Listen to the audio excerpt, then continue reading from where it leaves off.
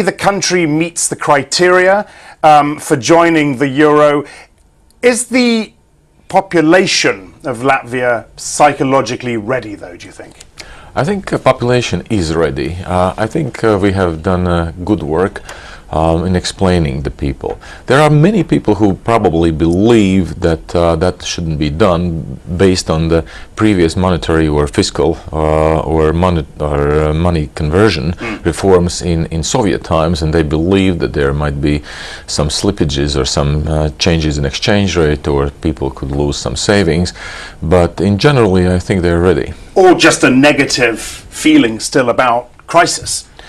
Well, I think we have to explain that the crisis in Europe is over, and once the people know that Latvia will not have to rescue any other country, I think sentiment is immediately positive. And I think we have seen that our neighbors in North Estonia, once they have introduced the euro, the support for euro has risen from 50% to 65%. Price pressures have also risen. I think it is not because of euro. You always have to be very, very careful when you're looking why the prices have went up. Maybe these are administratively regulated tariffs. These are gas and gasoline prices, non-processed food, but not specifically euro. So you're not worried about an inflation issue, a price rise issue? Because of the euro, I think we have studied the cases where the countries have been introducing euro before during the last 5 years, and the net effect is probably between 0.2 and 0.3 percentage points. How sustainable do you think is the recovery we're seeing now in Europe? Clearly there have been some bumps along the road. Yesterday's PMI's got economists talking about the fragility of the recovery. What's your view, and what more can the central bank, the ECB, do? Well, it's difficult for me to speak about what ECB has to do. I know exactly what was the success of Latvia and why we are so successful, and why the sustainability of Latvia could not be questioned, because the fiscal house is in order. There's no more speculation whether Latvia has to consolidate more or not. I think markets clearly realize that finances have been in order, and money starts to flow in, investments start to flow in.